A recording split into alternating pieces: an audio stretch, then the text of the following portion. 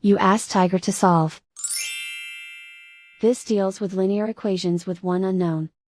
The final result is x equals -15/13.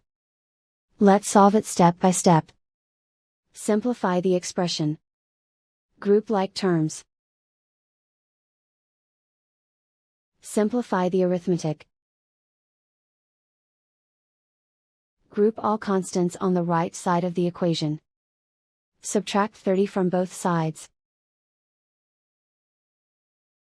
Simplify the arithmetic.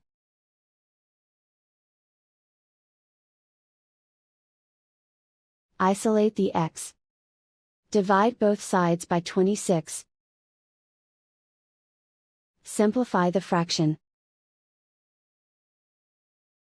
Find the greatest common factor of the numerator and denominator. Factor out and cancel the greatest common factor. And so the final result is x equals -15/13.